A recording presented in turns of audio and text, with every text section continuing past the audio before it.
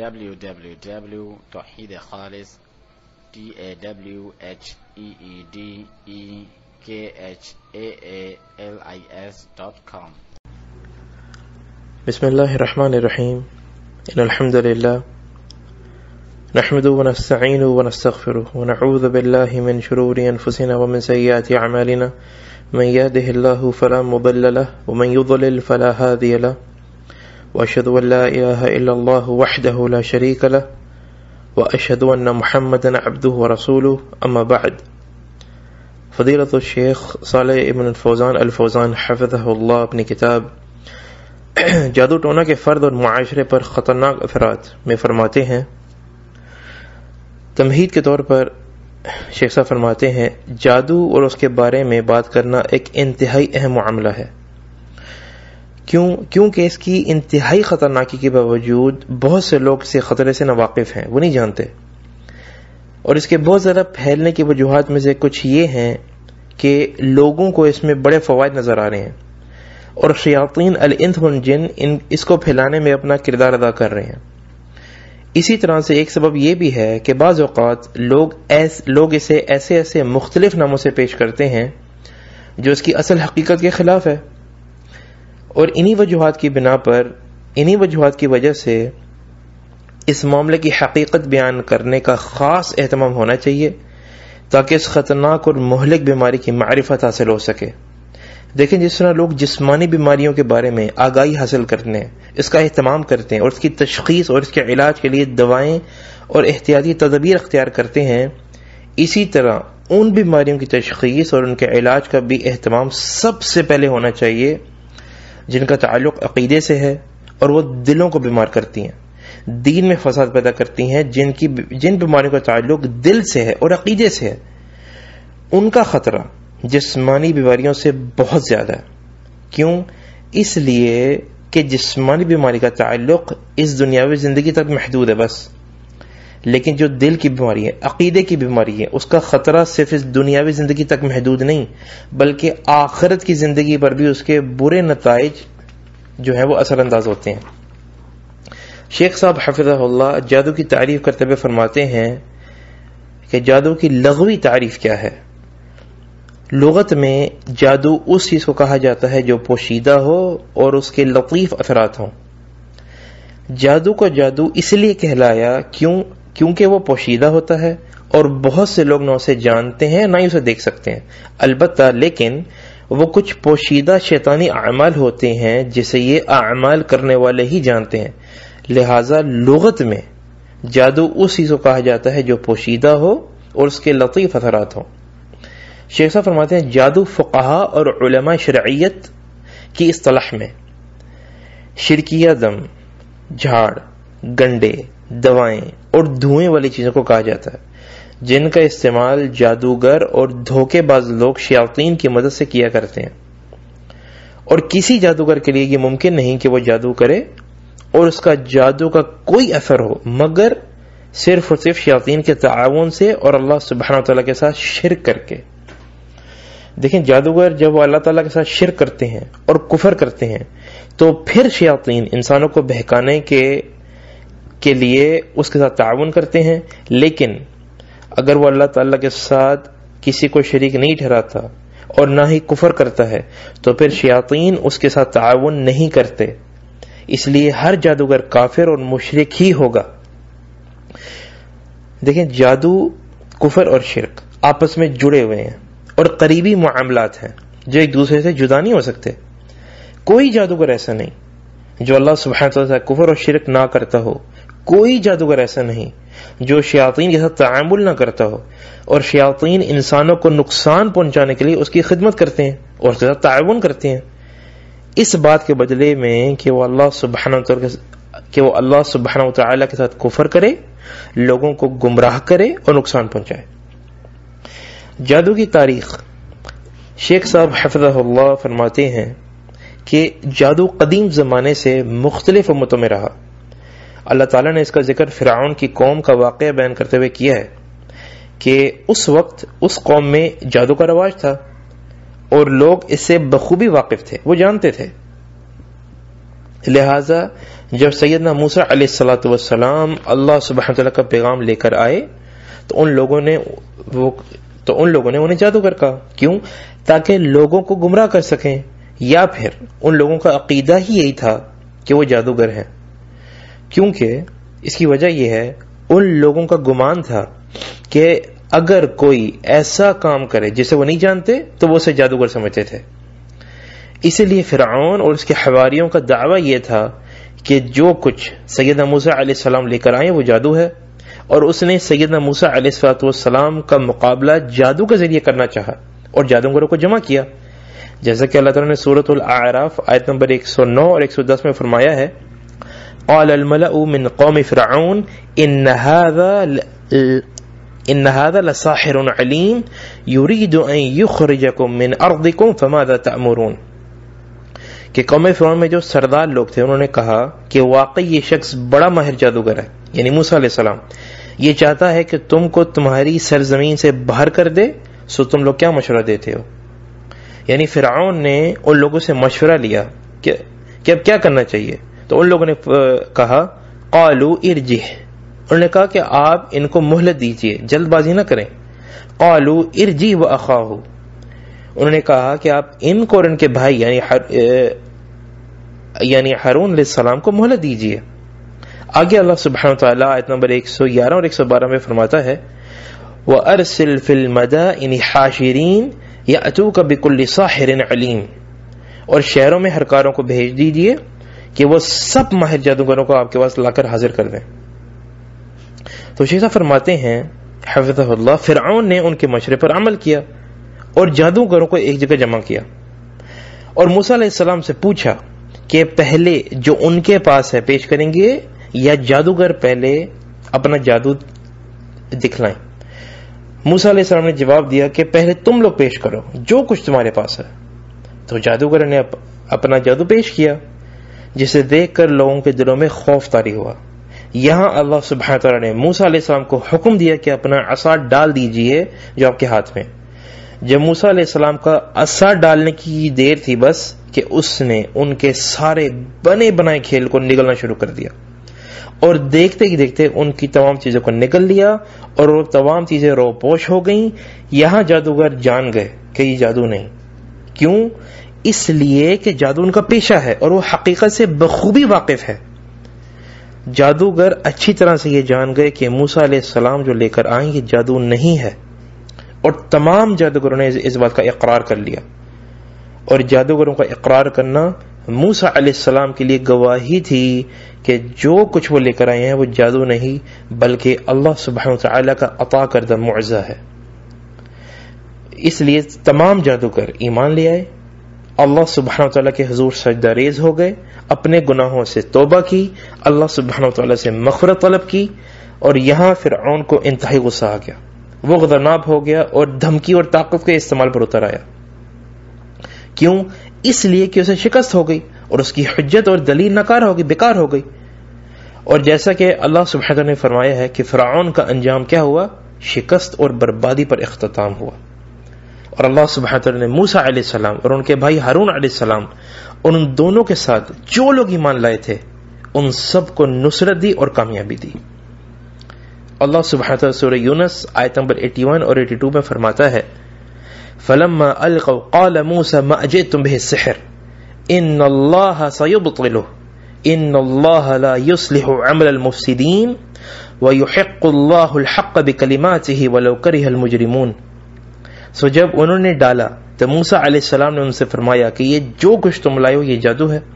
یقینی بات ہے کہ اللہ تعالی اس کو ابھی دھرم برم کیے دیتا ہے. اللہ اسے فسادیوں کا کام بنے نہیں دیتا اور اللہ تعالیٰ کو حق کو اپنے فرمان سے ثابت کر دیتا ہے، مجرموں کو بے شک کتنا ہی ناگوار گزرے. دیکھیں جب بھی حق اور باطل کا مقابلہ ہوا ہے تو باطل کو ہر زمانے میں اور ہر جگہ شکست ہی ہوئی ہے. میرے بھائی جادو اور سیدنا موسیٰ علیہ السلام کے معجزے کا تو کوئی مقابلہ ہی نہیں. پتہ ہے کیوں؟ اس لیے کہ انبیاء کرام کے معجزات اللہ سبحانہ وتعالی کے عطا کردہ ہوتے ہیں اور وہ حق ہوتے ہیں، اور جو جادوگر لے کر آتے ہیں وہ باطل ہوتا ہے، اور باطل حق کے سامنے کبھی نہیں ٹھہر سکتا. سورہ طٰہٰ کے نمبر 69 میں اللہ سبحانہ وتعالی فرماتے ہیں انما صنع کید ساحر ولا یفلح الساحر حیث اتی، کہ انہوں نے جو کچھ بنایا ہے یہ صرف جادوگروں کے کرتب ہیں، اور جادوگر کہیں سے بھی آئے کبھی کامیاب نہیں ہوتا۔ سورہ یونس کی آیت نمبر 77 میں اللہ سبحانہ وتعالی فرماتا ہے اتقولون للحق لما جاءکم السحر هذا ولا يفلح الساحرون، کہ تم اس صحیح دلیل کی نسبت جب کہ وہ تمہارے پاس پہنچی ایسی بات کہتے ہو کہ یہ جادو ہے، حالانکہ جادوگر کامیاب نہیں ہوا کرتا۔ سبحان اللہ۔ شیخ صالح الفوزان حفظہ اللہ فرماتے ہیں جادوگر کو ہمیشہ شکست ہوتی ہے، اور جادو باطل ہے، لیکن جس کے پاس حق ہو اور اپنے رب کی طرف سے واضح دلائل ہو اور نشانیاں ہوں تو اسے اللہ سبحانہ وتعالی کی تائید اور نصرت حاصل ہوتی ہے، مدد حاصل ہوتی ہے۔ اسی لیے جب جادوگروں کا مقابلہ اہل علم اور اہل ایمان کے ساتھ ہوتا ہے تو شکست ہمیشہ جادوگروں کا مقدر ہوتی ہے۔ میرے بھائی، جادوگروں میں یہ طاقت ہی نہیں کہ وہ اہل حق کے سامنے کھڑے رہ سکیں۔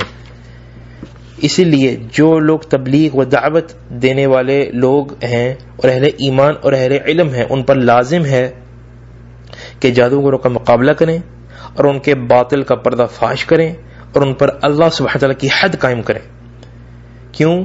تاکہ مسلمان ان کے شر سے محفوظ رہ سکیں۔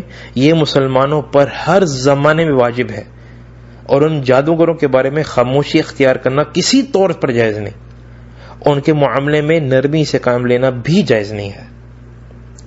شیخ صاحب فرماتے ہیں جادو کی حقیقت دیکھیں، جادو کی تعریف امام ابن قدامہ رحمۃ اللہ علیہ نے اپنی کتاب الکافی میں بیان فرمائی ہے۔ وہ فرماتے ہیں جادو کچھ تعویذات اور گنڈوں کا نام ہے، یعنی شیطانی تعویذات پڑھے جاتے ہیں جو کہ قرآنی آیات نہیں ہوتی بلکہ شیطانی تعویذات ہوتی ہیں، عجیب اور غریب کلمات ہوتے ہیں، غیر معروف الفاظ ہوتے ہیں، اشارے اور رموز ان کے اور شیاطین کے درمیان ہوتے ہیں جنہیں پڑھا جاتا ہے پھر پھونکا جاتا ہے۔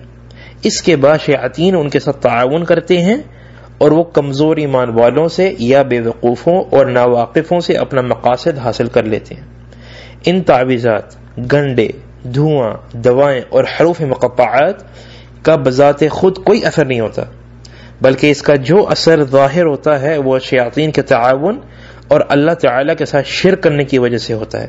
یہ اللہ تعالیٰ کی طرف سے سزا ہوتی ہے کہ جس کسی نے بھی اس قسم کا کوئی عمل کیا اسے اللہ تعالیٰ بطور ابتلا اور امتحان اس کے ہاتھوں کسی کو نقصان پہنچاتا ہے، جیسا کہ اللہ تعالیٰ کا ارشاد ہے سورہ بقرہ نمبر 102 میں وَمَا هُمْ بِضَارِّينَ بِهِ مِنْ أَحَدٍ إِلَّا بِإِذْنِ اللَّهِ، کہ دراصل وہ بغیر اللہ تعالیٰ کی مشیت کے کسی کو نقصان نہیں پہنچا سکتے۔ شیخ صاحب فرماتے ہیں یہاں اللہ تعالیٰ کی مشیت سے مراد کونی مشیت ہے، یعنی قضاء اور قدر، یعنی یہاں شرعی اذن مراد نہیں، اس لیے کہ اللہ سبحانہ تعالیٰ نے جادو کو جائز قرار ہی نہیں دیا اور نہ ہی اس کا حکم دیا۔ تو یہاں پہ مراد کونی مشیت ہے جو قضاء اور قدر والی ہے، جو کہ اللہ تعالیٰ نے اپنی حکمت کے تحت اپنے بندوں کی آزمائش اور امتحان کے لیے ایک طریقہ جاری فرمایا ہے تاکہ بطور سزا بعض کو بعض پر مسلط کر دے۔ جادو کی قسمیں شیخ صاحب فرماتے ہیں اور جادو جیسا کہ اہل علم نے بیان کیا ہے 2 قسم کا ہوتا ہے۔ پہلی قسم شیخ صاحب فرماتے ہیں حفظہ اللہ حقیقی جادو، یہ جسم پر بیماری کی شکل میں اثر کرتا ہے، اس سے موت بھی واقع ہو سکتی ہے اور 2 محبت کرنے والوں کو جدا بھی کر سکتا ہے اور 2 بغض اور عداوت رکھنے والوں میں محبت بھی ڈال سکتا ہے۔ یہ ایک ایسی قسم ہے جسے صرف اور عطف سے تعبیر کیا جاتا ہے، یہ حقیقی ہوتا ہے، اور اس کی دلیل یہ ہے کہ اس جادو کے نتیجے میں بیماری واقع ہوتی ہے اور اللہ کے اذن سے قتل بھی ہو سکتا ہے، اور دلوں میں جو الفت اور محبت ہوتی ہے اس میں خلل بھی واقع ہوتا ہے، کسی شخص اور اس کے بیوی کے درمیان علیحدگی بھی ہو جاتی ہے۔ یہ حقیقی جادو ہوتا ہے، اس لیے کہ یہ تمام چیزیں قتل، بیماری، بغض، محبت سب جادوگروں کے اعمال کے نتائج ہیں۔ دوسری قسم کا جادو خیالی جادو، اور یہ آج کل کے دور میں لوگوں کے نزدیک قمرہ کے نام سے جانا جاتا ہے، اور یہ دھوکے بازی کا نتیجہ ہوتا ہے۔ دیکھیں جادوگر کچھ ایسی چیزیں اور اشارے استعمال کرتے ہیں کہ لوگوں کو یہ گمان ہوتا ہے کہ فلاں چیز حقیقت ہے، جبکہ وہ حقیقت نہیں ہوتی، بلکہ وہ محض کوئی خیالی چیز ہوتی ہے جو شیاطین کے تعاون کی وجہ سے آنکھوں کے سامنے نظر آتی ہے۔ مثال کے طور پر وہ عجیب و غریب اعمال جو جادوگر کیا کرتے ہیں، جیسا کہ اپنے آپ کو چھرا مارنا اور اس کا اس پر کوئی اثر نہ ہونا، اسی طرح آگ کے شعلوں کو نگلنا اور اس کا اس پر کوئی اثر نہ ہونا، آگ پر چلنا اور اسے آگ کی گرمی کا محسوس ہی نہ ہونا، کیونکہ در حقیقت وہ آگ پر چلا ہی نہیں اور نہ ہی اس نے اپنے آپ کو چھرا مارا اور نہ ہی اس نے آگ کے شعلوں کو نگلا۔ یہ تمام اعمال صرف ظاہری تخیلات کا نتیجہ ہے، باطن میں ایسا کوئی عمل سرزد ہی نہیں ہوا، اور در حقیقت اس نے جھوٹ باندھا اور لوگوں کی نظروں کے آگے ایک خیالی عمل پیش کیا، جیسا کہ اللہ سبحانہ تعالیٰ سورۃ الاعراف آیت نمبر 116 میں فرماتا ہے، سحروا اعین الناس واسترهبوهم وجاءوا بسحر عظیم، کہ انہوں نے لوگوں کی نظر بند کر دی اور ان پر ہیبت غالب کر دی اور ایک طرح کا بڑا جادو دکھلایا۔ تو اس بات سے یہ ثابت ہو گیا کہ فرعون کے جادوگروں نے بھی اس قسم کے جادو کا استعمال کیا تھا، جو کہ خیال پر قائم ہوتا تھا، کہ لوگوں کو یہ تصور پیش کیا جاتا کہ یہ حقیقت ہے، جبکہ وہ حقیقت نہیں بلکہ جھوٹ ہوتا ہے۔ وہ کچھ لاٹھیاں لے کر آئے تھے جس سے موسیٰ علیہ السلام کو یہ گمان ہوا اور یہ تصور ان کی نظروں کے سامنے آیا کہ یہ ڈنڈیاں حرکت کر رہی ہیں، جبکہ اصل میں وہ حرکت نہیں کر رہی تھیں، عام سی ڈنڈیاں تھیں، اور اس میں انہوں نے یا تو کچھ خفیہ مواد رکھ دیا تھا جو اسے حرکت دیتا تھا، یا پھر اس پر خیالی جادو کیا گیا تھا۔ بہرحال جادوگر آپ کو ایک عام کاغذ دیتا ہے اور آپ کی آنکھوں کے سامنے یہ تصور آتا ہے جس سے آپ کو یہ گمان ہوتا ہے کہ یہ عام کاغذ 5 یا 10 ریال کا نوٹ ہے، یا آپ کو لوہے کا ٹکڑا دیتا ہے اور آپ کی آنکھوں کے سامنے یہ تصور آتا ہے جس سے آپ کو یہ گمان ہوتا ہے کہ یہ پاؤنڈ ہے اور وہ سونے کا ہے۔ اور جب یہ خیال اور تصور آپ سے دور ہوتا ہے تو آپ پر حقیقت منکشف ہو جاتی ہے اور آپ اس چیز کو اپنی اصل حالت میں دیکھ لیتے ہیں۔ کبھی یہ جادوگر کچھ کیڑے مکوڑے، بھنورے اور کن کھجورے وغیرہ لیتے ہیں اور آپ کی آنکھوں کے سامنے یہ تصور آتا ہے جس سے آپ کو یہ گمان ہوتا ہے کہ یہ بھیڑ بکریاں ہیں جو چل رہی ہیں، اور جب یہ خیال اور تصور آپ سے دور ہوتا ہے تو آپ پر حقیقت منکشف ہو جاتی ہے اور آپ اس چیز کو اپنی اصلی حالت میں دیکھ لیتے ہیں۔ اس کی وجہ جادوگر کی موجودگی ہے۔ کیوں؟ اس لیے کہ وہ ایسے اعمال کر رہا ہے جس کے نتیجے میں آپ کی آنکھوں کے سامنے یہ تصور پیدا ہو رہا ہے، اور جب یہ تصور دور ہو جاتا ہے تو آپ پر حقیقت منکشف ہو جاتی ہے اور آپ اس چیز کو اپنی اصلی حالت میں دیکھ لیتے ہیں۔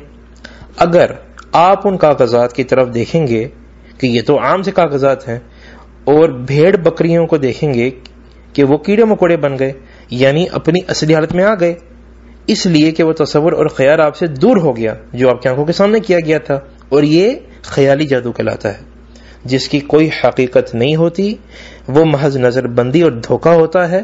اسی طرح سرکس وغیرہ میں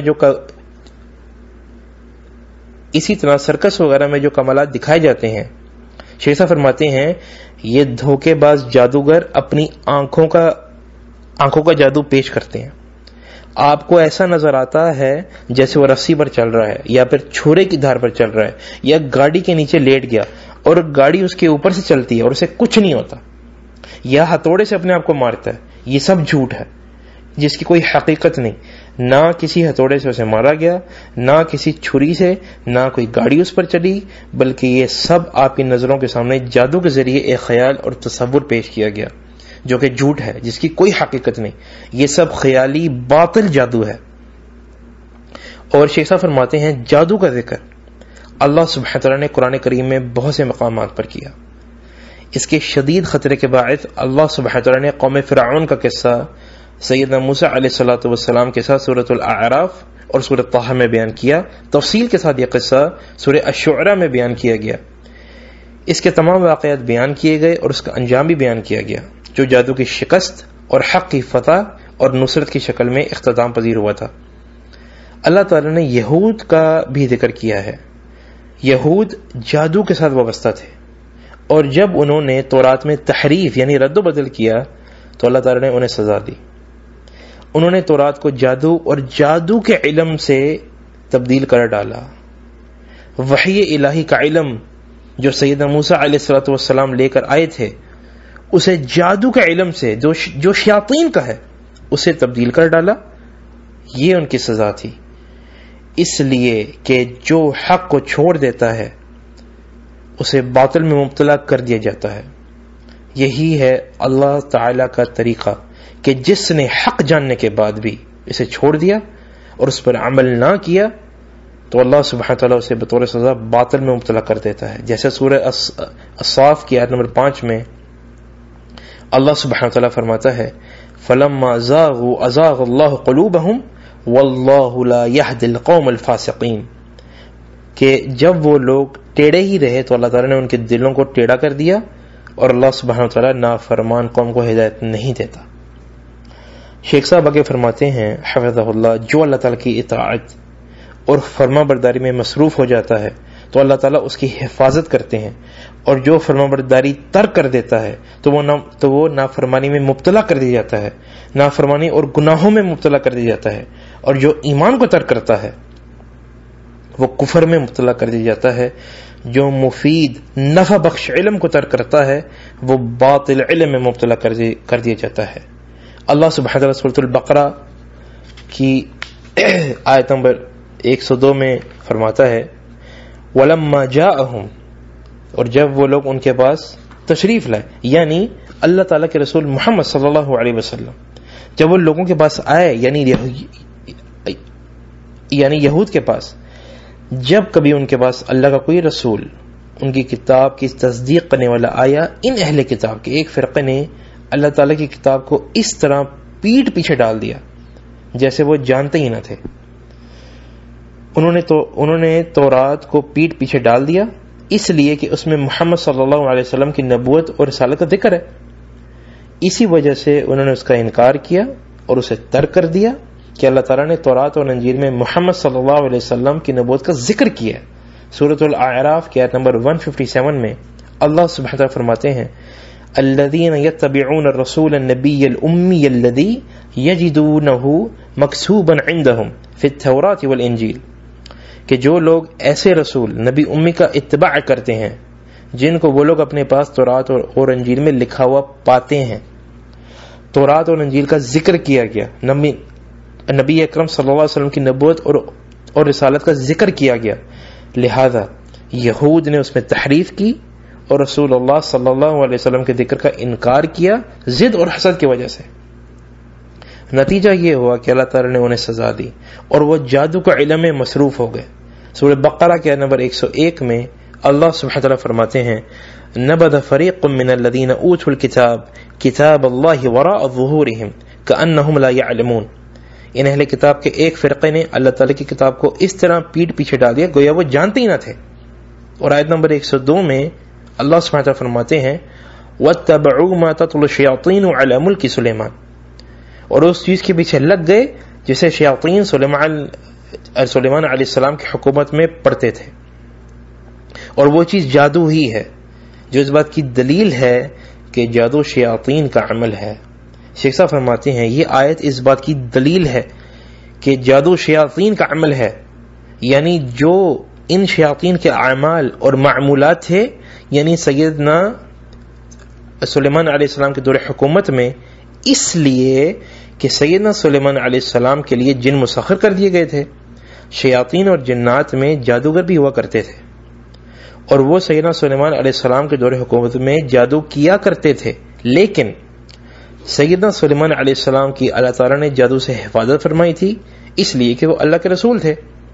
لیکن ان لوگوں نے شدت کفر اور انکار کی وجہ سے جادو کی نسبت سیدنا سلیمان علیہ السلام کی طرف کر دی کہ جادو سیدنا سلیمان علیہ السلام کا عمل ہے، اور انہوں نے سیدنا سلیمان علیہ السلام سے سیکھا ہے، لیکن اللہ تعالیٰ نے اپنے نبی کو اسے مبرہ اور پاک قرار دیا. سورہ بقرہ کے نمبر 102 میں اللہ سبحانہ وتعالی فرماتے ہیں وَمَا كَفَرَ سُلَيْمَانُ وَلَكِنَّ الشَّيَاطِينَ كَفَرُوا، کہ سلیمان علیہ السلام نے کفر نہ کیا تھا بلکہ یہ کفر شیطانوں کا تھا. یعنی سلیمان علیہ السلام نے کبھی جادو نہ کیا تھا اس لیے کہ جادو کرنا کفر ہے، اور انبیاء کرام کفر کے معاملات نہیں کیا کرتے، اور ان میں سے ایک سیدنا سلیمان علیہ السلام بھی ہیں. اللہ تعالیٰ کا یہ کہنا کہ سلیمان نے تو کفر نہ کیا تھا، یہ اس بات کی دلیل ہے کہ جادوگر کافر ہوتا ہے اور جادو کی تعلیم حاصل کرنا بھی کفر ہے. پھر آگے فرمایا بلکہ یہ کفر شیاطین کا تھا، وہ لوگوں کو جادو سکھایا کرتے تھے، جو اس بات کی دلیل ہے کہ جادو کی تعلیم حاصل کرنا کفر ہے. اللہ تعالیٰ سورہ بقرہ کے نمبر 102 میں فرماتے ہیں یعلمون الناس السحر وما انزل على الملكين ببابل هاروت وماروت وما يعلمان من احد حتى يقولا انما نحن فتنة فلا تكفر، کہ وہ لوگوں کو جادو سکھایا کرتے تھے اور بابل میں ہاروت اور ماروت دو فرشتے تھے، ان پر جادو اتارا گیا تھا. وہ دونوں بھی کسی شخص کو اس وقت تک نہیں سکھاتے تھے جب تک یہ نہ کہہ دیں کہ ہم تو ایک آزمائش ہیں، تو کفر نہ کر. شیخ صاحب فرماتے ہیں بابل عراق کا ایک شہر ہے. ہاروت اور ماروت دو فرشتے تھے جو جادو کی تعلیم دینے سے قبل یہ نصیحت کر دیا کرتے تھے کہ ہم تو ایک آزمائش ہے اور جادو کی تعلیم حاصل کرنا کفر ہے، جائز نہیں. اور ان دو فرشتوں کا یہ کہنا کہ ہم تو ایک آزمائش ہیں تو کفر نہ کر، اس بات کی دلیل ہے کہ جس نے جادو کی تعلیم حاصل کی تو اس نے کفر کیا. آگے اللہ سبحانہ وتعالی اس آیت میں فرماتے ہیں فَيَتَعَلَّمُونَ مِنْهُمَا مَا يُفَرِّقُونَ بِهِ بَيْنَ الْمَرْءِ وَزَوْجِهِ، پھر لوگ ان سے وہ سیکھتے جس سے خاوند بیوی میں جدائی ڈال دیں. اور یہ اس بات کی دلیل ہے کہ جادو ایک حقیقت ہے اور وہ خاوند و بیوی میں جدائی ڈالتا ہے. خاوند کے دل میں بیوی سے بغض اور نفرت ڈالتا ہے اور اسی طرح بیوی کے دل میں خاوند سے بغض اور نفرت ڈالتا ہے. یقیناً یہ جادو کا اثر ہوتا ہے میرے بھائی. آگے لیکن اللہ تعالیٰ فرماتے ہیں وَمَا هُمْ بِضَارِّينَ بِهِ مِنْ أَحَدٍ إِلَّا بِإِذْنِ اللَّهِ، کہ دراصل وہ بغیر اللہ تعالیٰ کی مرضی کے کسی کو کوئی نقصان نہیں پہنچا سکتے، یعنی اللہ تعالیٰ کی قضاء و قدر کے بغیر، کیونکہ اللہ سبحانہ وتعالیٰ ہی نے خیر بھی مقدر فرمایا اور شر بھی، کفر بھی مقدر فرمایا اور ایمان بھی، بیماری بھی مقدر فرمائی اور صحت بھی. ہر چیز اللہ تعالیٰ کی مقدر کی ہوئی ہے، لیکن اللہ تعالیٰ نقصانات کو بطور سزا مقدر فرماتا ہے. اللہ سبحانہ وتعالیٰ نقصانات کو لوگوں کے لیے بطور سزا اور بطور امتحان مقدر فرماتا ہے، فائدوں کو لوگوں کے لیے بطور رحمت اور نیک اعمال کے صلہ کے طور پر مقدر فرماتا ہے. آگے اللہ سبحانہ وتعالیٰ سورہ بقرہ کے نمبر 102 میں فرماتے ہیں وَيَتَعَلَّمُونَ مَا يَضُرُّهُمْ وَلَا يَنْفَعُهُمْ، یہ لوگ وہ سیکھتے ہیں جو انہیں نقصان پہنچائے اور نفع نہ پہنچا سکے. شیخ صاحب فرماتے ہیں حفظہ اللہ یہ اس بات کی دلیل ہے کہ جادو میں صرف نقصان ہی نقصان ہے، کبھی کوئی فائدہ نہیں.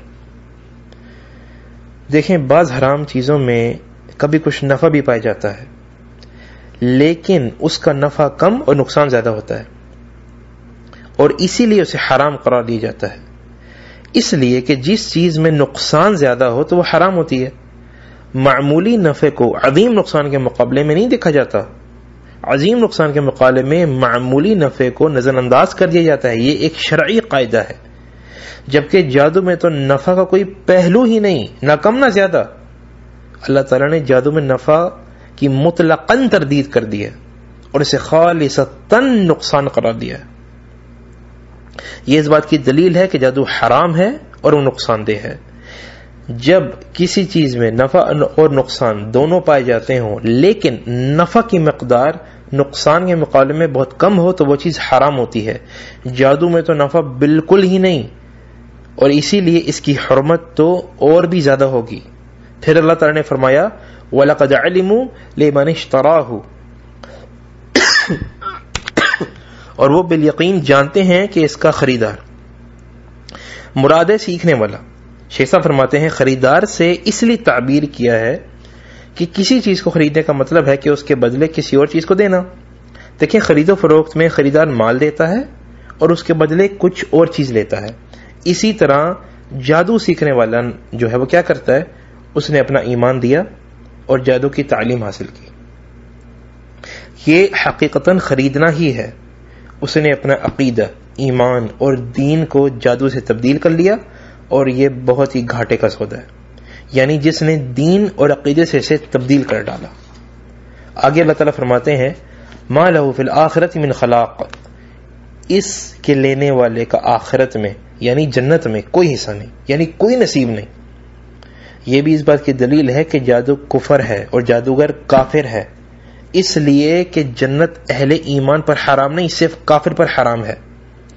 سورۃ الاعراف کے آیت نمبر 50 میں اللہ سبحانہ وتعالی فرماتے ہیں قالوا ان اللہ حرمہما علی الکافرین، انہوں نے کہا کہ اللہ نے جنت کو کافروں پر حرام کر دی ہے۔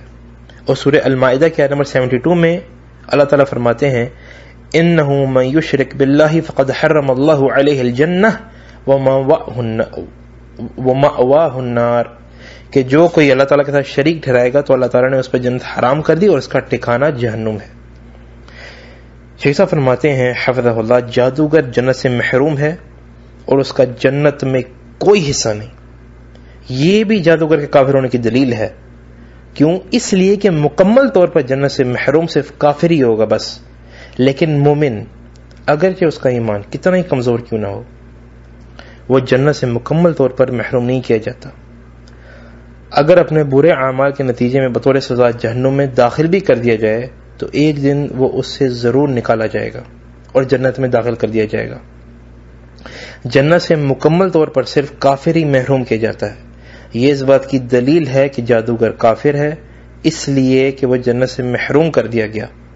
یہ تو اس مذکورہ آیت سے دلیل ہے کہ جادوگر کافر ہے۔ اس کے علاوہ بھی بہت سے مقامات پر مختلف آیات میں اس کا ذکر کیا گیا۔ آگے اللہ تعالیٰ سورہ بقرہ کے نمبر 102 میں فرماتے ہیں وَلَقَدْ عَلِمُوا لِمَنِ اشْتَرَاهُ مَا لَهُ فِي الْآخِرَةِ مِنْ خَلَاقٍ وَلَبِئْسَ مَا شَرَوْا بِهِ أَنفُسَهُمْ لَوْ كَانُوا يَعْلَمُونَ، کہ اور وہ بالیقین جانتے ہیں کہ اس کے لینے والے کا آخرت میں کوئی حصہ نہیں اور وہ بدترین چیز ہے جس کے بدلے وہ اپنے آپ کو فروخت کر رہے ہیں، کاش کہ یہ جانتے ہوتے۔ آگے سورہ بقرہ کے نمبر 103 میں اللہ سبحانہ وتعالی فرماتے ہیں وَلَوْ أَنَّهُمْ آمَنُوا وَاتَّقَوْا، اگر یہ لوگ صاحب ایمان متقی بن جاتے۔ شیخ صاحب فرماتے ہیں یہ اس بات کی دلیل ہے کہ جادوگر نہ تو مومن ہے نہ متقی۔ آگے اللہ تعالیٰ اسی آیت میں فرماتے ہیں وَلَوْ أَنَّهُمْ آمَنُوا وَاتَّقَوْا لَمَثُوبَةٌ مِّنْ عِنْدِ اللَّهِ خَيْرٌ لَوْ كَانُوا يَعْلَمُونَ، اگر یہ لوگ صاحب ایمان متقی بن جاتے تو اللہ سبحانہ تعالیٰ کی طرف سے بہترین ثواب انہیں ملتا اگر یہ جانتے ہوتے۔ یہ اس بات کی دلیل ہے کہ جادوگر نہ تو صاحب ایمان ہے نہ متقی، جس کا مطلب یہ ہوا کہ وہ کافر ہے۔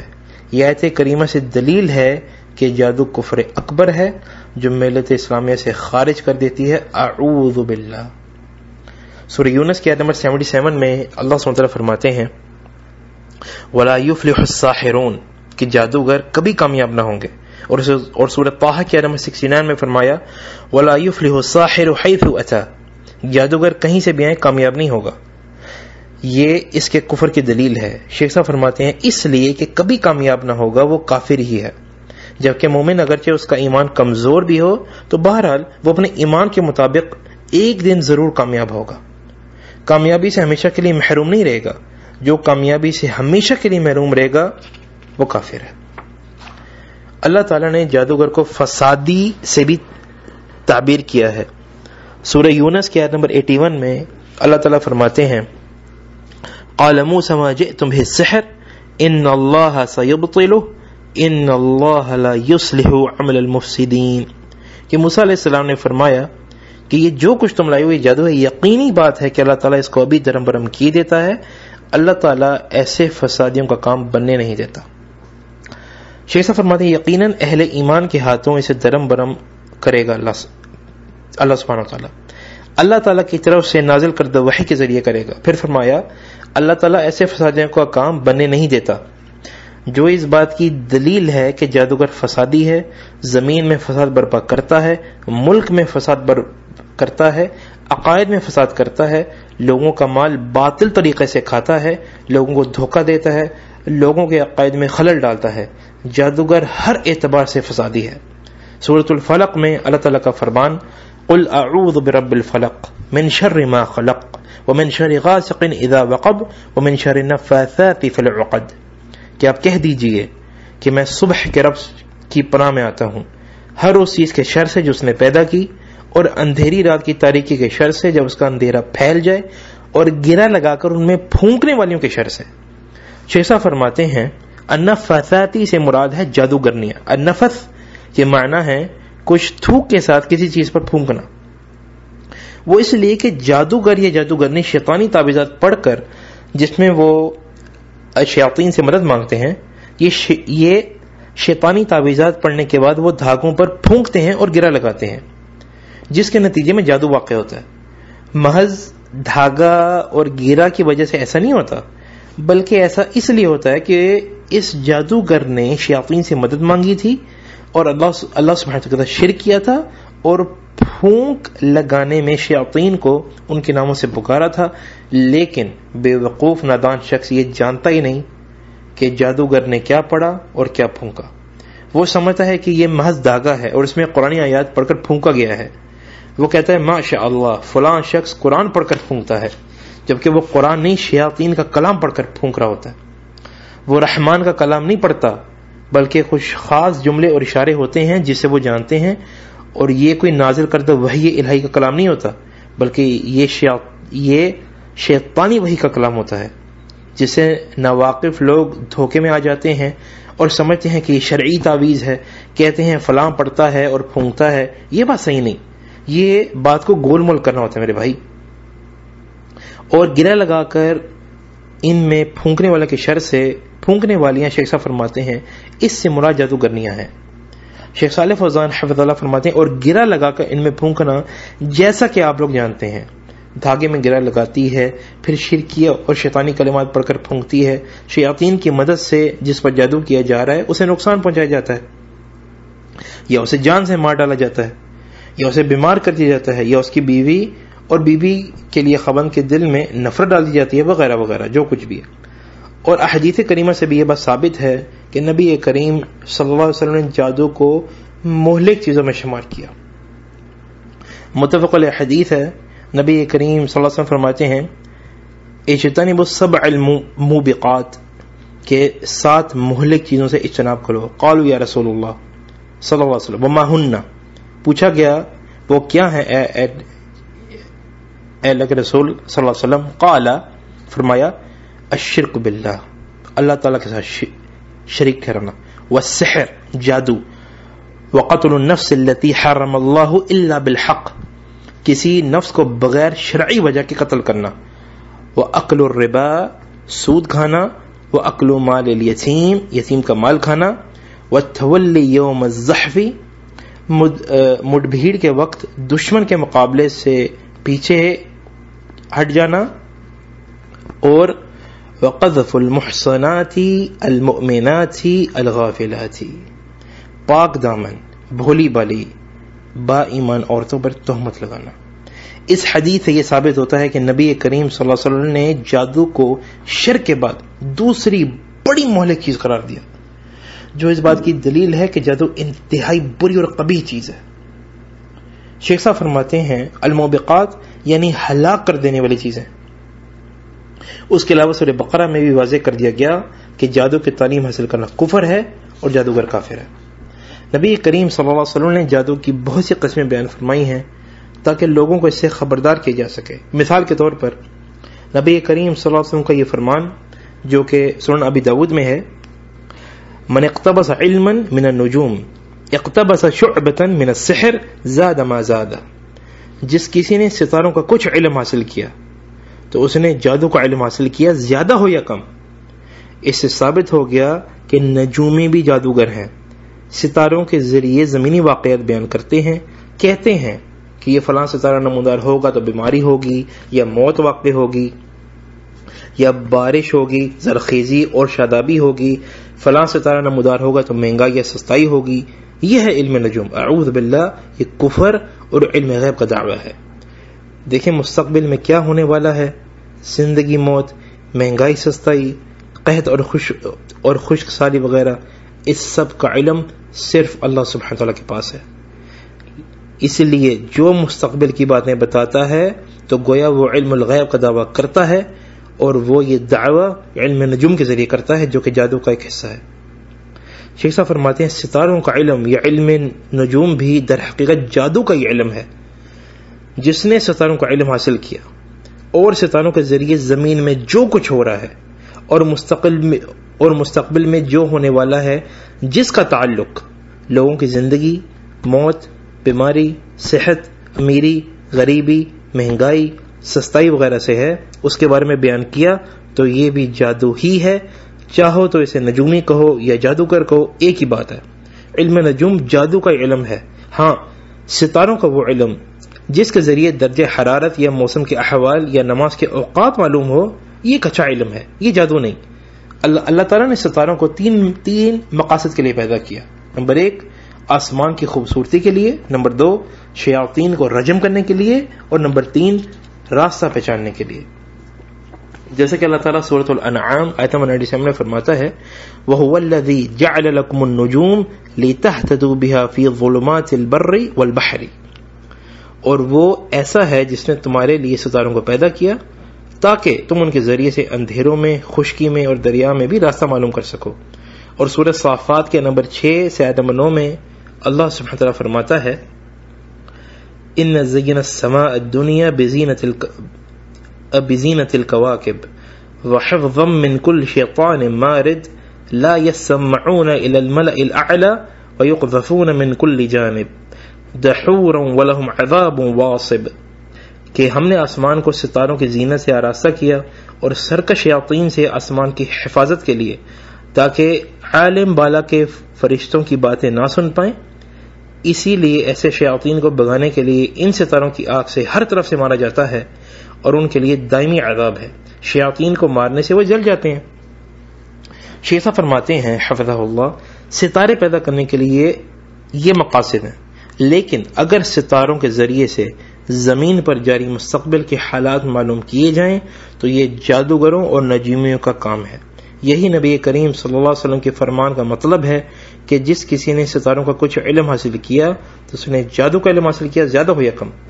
یہ اس بات کی دلیل ہے کہ اس قسم کا علم نجوم جادو ہے، اور نجومی بھی جادوگر ہے، اور جادوگر کافر ہے، ملت اسلام سے خارج ہے. اور جو کوئی بھی علم الغیب کا دعویٰ کرے وہ بھی کافر ہے، بلکہ وہ بڑے طاغوتوں میں سے ہے. اس لیے کیوں کہ غیب کا علم اللہ سبحانہ وتعالیٰ کے سوا کسی کے پاس نہیں، اور جن لوگوں کو اللہ تعالیٰ نے اپنے کچھ علم سے مطلع فرمایا وہ انبیاء کرام ہیں. جیسا کہ سورۃ الجن کے نمبر 26 اور 27 میں اللہ سبحانہ وتعالیٰ فرماتا ہے عالم الغیب فلا یظہر علی غیبہ احدا الا من ارتضی من رسول، وہ غیب کا جاننے والا ہے اور وہ اپنے غیب پر کسی کو مطلع نہیں کرتا سوائے اس پیغمبر کے جسے وہ پسند کر لے. شیخ صاحب حفظہ اللہ فرماتے ہیں کہ اللہ سبحانہ تعالیٰ انبیاء کرام علیہ السلام کو غیب کی کچھ باتوں سے مطلع کر دیتے ہیں کسی خاص مصلحت کی وجہ سے، اور یہ انبیاء کرام کے معجزات ہوتے ہیں. لیکن انبیاء کرام کو یہ علم بذات خود حاصل نہیں ہوتا، اور نہ ہی علم نجوم یا جادو کے ذریعے سے، بلکہ اللہ تعالیٰ کی طرف سے نازل کردہ وحی کے ذریعے سے انہیں وہ باتیں معلوم ہوتی ہیں میرے بھائی. لیکن جو علم غیب کا دعویٰ کرے تو وہ مشرک اور کافر ہی تصور کیا جائے گا. اس لیے کیوں کہ وہ اللہ تعالیٰ کی کچھ صفات میں مشارکت کا دعویٰ کر رہا ہے، اور وہ ہے علم الغیب کی صفت جو صرف اللہ تعالیٰ کی صفت ہے، یا جنہیں اللہ تعالیٰ نے اپنے کچھ علم پر مطلع کر دیا ہو، اور وہ ہیں انبیاء کرام. بس اللہ تعالیٰ نے جادوگروں، کاہن اور نجومے کو غیب کے علم پر مطلع نہیں کیا. یہ تو ان کی طرف سے جھوٹ باندھا جا رہا ہے اللہ سبحانہ تعالیٰ پر، اس لیے کہ انہوں نے اللہ تعالیٰ سے کفر کیا اور شرک کیا. یہ جادو کی ایک قسم ہے جسے علم النجوم کہا جاتا ہے.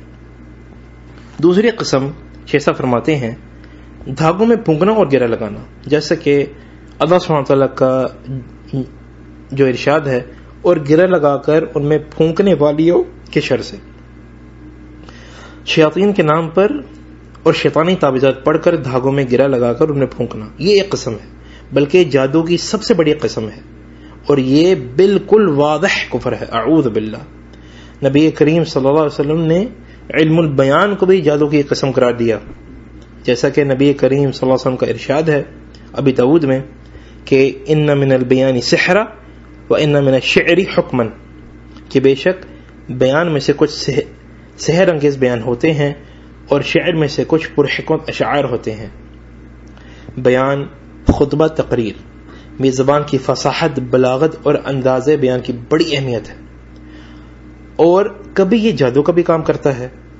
کیوں؟ اس لیے کہ تقریر کرنے والے کا اندازہ بیان نہایت عمدہ ہو تو وہ بڑی خوبصورتی سے حق و باطل اور باطل کو حق کی صورت میں بیان کرتا ہے، اور لوگ اس کے دھوکے میں آ جاتے ہیں. باطل کی دعوت دینے والا اعوذ باللہ اسی قسم کے ہوتے ہیں. جب وہ کوئی تقریر کرتا ہے تو لوگوں کو کفر اور شرک کی طرف بلاتا ہے اور اپنے اندازہ بیان کے ذریعے بے بنیاد دلائل پیش کرتا ہے، اور لوگ سمجھتے ہیں کہ وہ تو حق بات کر رہا ہے. اسی لیے نبی کریم صلی اللہ علیہ وسلم نے فرمایا کہ بے شک بیان میں سے کچھ سحر انگیز بیان ہوتے ہیں. یہاں نبی کریم صلی اللہ علیہ وسلم کا یہ فرمانا کہ بیان میں سے اس بات کی دلیل ہے کہ ہر قسم کا بیان برا نہیں. جس بیان میں حق کی بات کی جائے اور حق کی تائید کی جائے وہ برا نہیں، وہ اچھا ہے. خطیب اور تقریر کرنے والا اگر اپنی فصاحت اور اندازہ بیان کو اللہ تعالیٰ کے دین کی نصرت کے لیے اور لوگوں تک صحیح علم پہنچانے کے لیے اور خیر کی دعوت دینے کے لیے استعمال کرے گا تو یہ بڑی اچھی بات ہے اور یہ قابل تعریف ہے. لیکن اگر خطیب یا مصنف یا جادوگر اسی چیز کو باطل کی نصرت کے لیے استعمال کرے گا تو یہ جادو ہوگا. مطلب یہ ہے کہ وہ اپنے اندازہ بیان سے لوگوں کے ذہنوں پر حاوی ہو جاتا ہے اور اس کے انداز کی وجہ سے لوگ باطل کو حق تسلیم کرتے ہیں. یہ جادو کی ایک قسم ہے جو کفر تک لے جا سکتی ہے، اور کچھ کفر تو نہیں ہوتی لیکن اس کے بہت قریب ہوتی ہیں. اسی طرح نبی کریم صلی اللہ علیہ وسلم نے چغل خوری کو بھی جادو کی قسموں میں شمار کیا. کیا آپ لوگ جانتے ہیں چغل خوری کیا ہوتی ہے؟ شیخ صاحب فرماتے ہیں چغل خوری فساد کی نیت سے لوگوں کی بات ایک جگہ سے دوسری جگہ منتقل کرنا. چغل خور کیا کرتا ہے؟ ایک شخص کے پاس جاتا ہے اور کہتا ہے کہ فلاں تم کو گالیاں دیتا ہے، فلاں تمہاری برائی کرتا ہے، کہتا ہے تم کنجوس ہو، تم جاہل ہو، تم ایسے ہو، تم ویسے ہو. غرض یہ ہے کہ وہ اس شخص کے سینے کو دوسرے کے لیے بغض اور نفرت سے بھر دیتا ہے. پھر دوسرے کے پاس جاتا ہے اور کہتا ہے کہ فلاں تم کو گالیاں دیتا ہے، فلاں تمہاری برائی کرتا ہے، اور اسی طرح دو دوستوں میں دشمنی ڈال دیتا ہے، مومنوں میں دشمنی ڈال دیتا ہے. ارے مومن تو آپس میں بھائی بھائی ہیں. چغل خور دونوں سے یہی کہتا ہے کہ فلاں کے بارے میں ایسا کہتا ہے ویسا کہتا ہے. شیخ صاحب فرماتے ہیں اس طرح مسلمانوں میں تفرقہ ڈال دیتا ہے، بلکہ کبھی کبھی تو نوبت جنگ تک آ جاتی ہے، اور کبھی مسلمانوں میں ایسی دوری ہو جاتی ہے کہ وہ مرتے دم تک آپس میں ایک دوسرے سے نہیں ملتے. کبھی رشتہ داروں میں دوری ڈالتا ہے، باپ اور بیٹے کے درمیان، ماں بیٹے کے درمیان، بھائی بھائی کے درمیان، کبھی عالم دین اور ان کے شاگردوں کے درمیان، کبھی شاگردوں میں آپس میں، کبھی عام مسلمانوں میں دوری ڈالتا ہے، اور سارا معاشرہ اس چغل خور کی وجہ سے کینہ، بغض اور عداوت میں مبتلا ہو جاتا ہے. یہ جادو کی ایک قسم ہے. کیوں؟ اس لیے کہ جادو جیسا کہ اللہ تعالیٰ نے اشارہ فرمایا ہے کہ خاوند اور بیوی کے درمیان تفرقہ ڈالتا ہے. چغل خور بھی اسی طرح محبت کرنے والوں کے درمیان تفرقہ ڈالتا ہے. اس لیے بعض سلف صالحین نے فرمایا کہ چغل خور 1 گھنٹے میں جو فساد برپا کرتا ہے نا، اس میں جادوگر کو 1 سال لگتا ہے. 1 سال. اس لیے کیوں کہ جادوگر کا فساد 2 3 یا 1 روز تک محدود ہوتا ہے، لیکن جو چغل خور کا فساد ہے سارے معاشرے کو برباد کر دیتے میرے بھائی. ہاں، سارا معاشرہ. کیوں؟ اس لیے کہ وہ ایک مجلس سے دوسری مجلس میں جاتا ہے، ایک دفتر سے دوسرے دفتر، ایک جگہ سے دوسری جگہ، اور چغل خوری کا کام بخوبی انجام دیتا رہتا ہے، یہاں تک کہ سارے معاشرے میں لوگوں کے درمیان فساد برپا ہو جاتا ہے. نبی کریم صلی اللہ علیہ وسلم کا ارشاد ہے صحیح مسلم میں، الا انبئکم ملعبہ ہی النمیمۃ القالۃ بین الناس.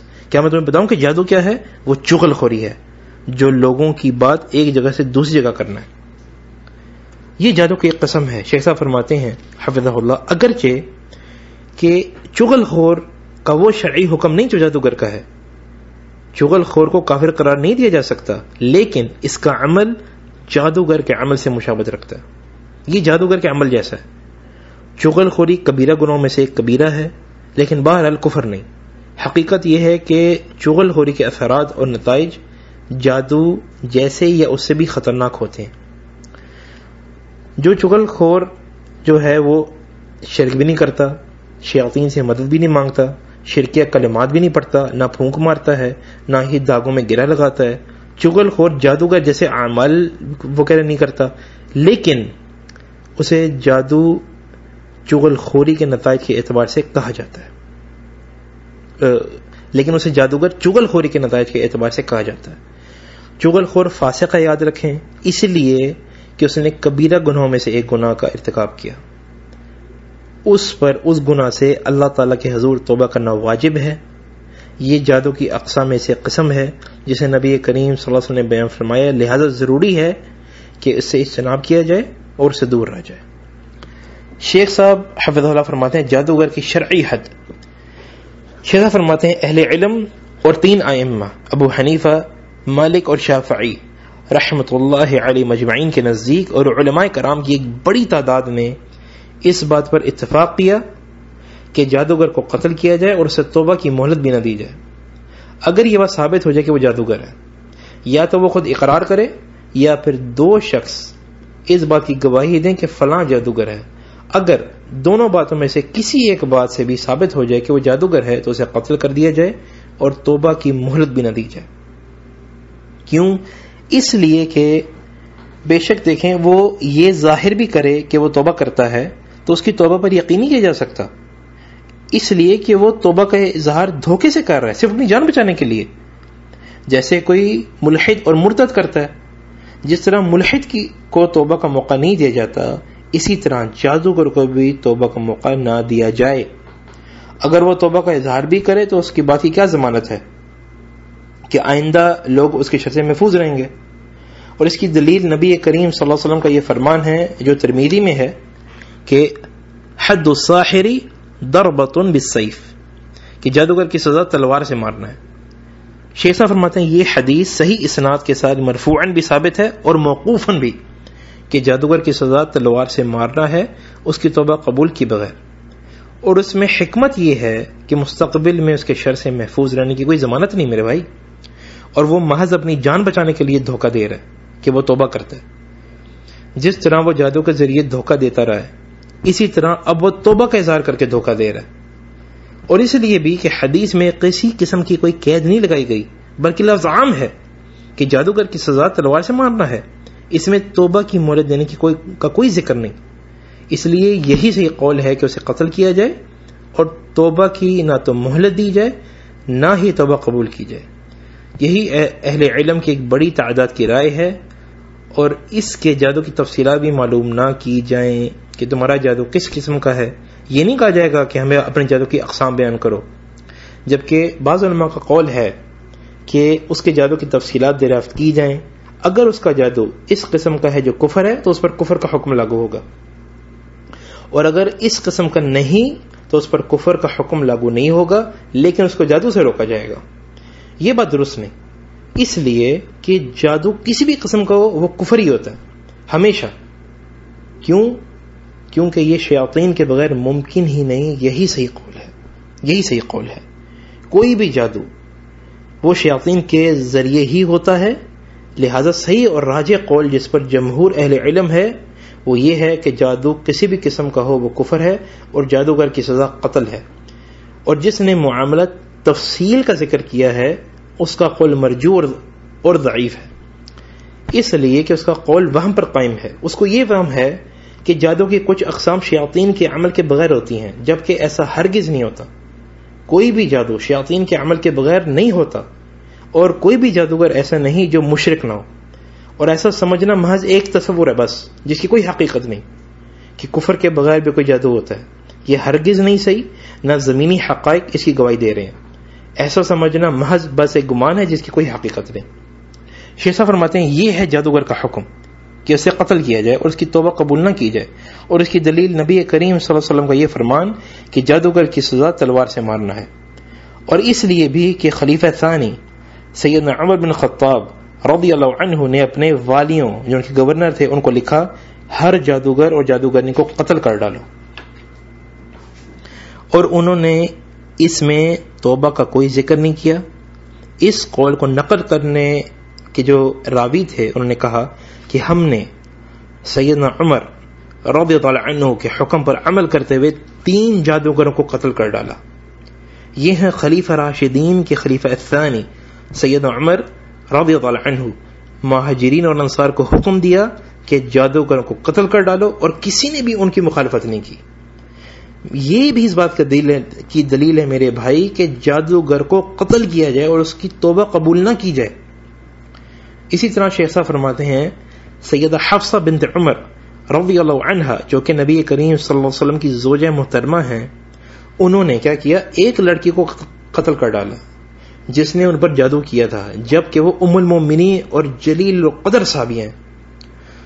انہوں نے اس لڑکی کو قتل کر دیا جس نے ان پر جادو کیا تھا، لہذا صحابیہ کا عمل حجت ہے. اسی طرح سیدنا جندب بن کعب رضی اللہ عنہ نے ایک جادوگر کو خلیفہ کی مجلس میں قتل کر ڈالا، اسے تلوار سے قتل کر ڈالا، یہ بھی جلیل القدر صحابی کا عمل ہے. شیخ صاحب فرماتے ہیں حفظہ اللہ، اسی لیے امام احمد بن حنبل رحمۃ اللہ نے فرمایا جادوگر کو قتل کرنا نبی کریم صلی اللہ علیہ وسلم کے 3 صحابہ کرام سے ثابت ہے، یعنی عمر بن الخطاب اور ان کی بیٹی حفصہ بنت عمر اور جندب رضی اللہ عنہ مجمعین. پھر نبی کریم صلی اللہ علیہ وسلم کا یہ فرمان جادوگر کی سزا تلوار سے مارنا ہے، یہ سب اس بات کی دلیل ہیں کہ جادوگر کو قتل کیا جائے اور اس کی توبہ قبول نہ کی جائے، بلکہ جلد از جلد اسے قتل کر دیا جائے تاکہ مسلمانوں کو اس کے شر سے محفوظ رکھا جائے. آخر میں شیخ صاحب فرماتے ہیں بہرحال معاملہ انتہائی خطرناک ہے، اور جس شخص کو یہ معلوم ہو جائے کہ فلاں جادوگر ہے اس ملک میں یا کسی اور ملک میں، تو اسے چاہیے کہ فوراً حکومت کو اسے آگاہ کرے تاکہ اسے گرفتار کیا جا سکے اور مسلمانوں کو اس کے شر اور فساد سے محفوظ رکھا جا سکے.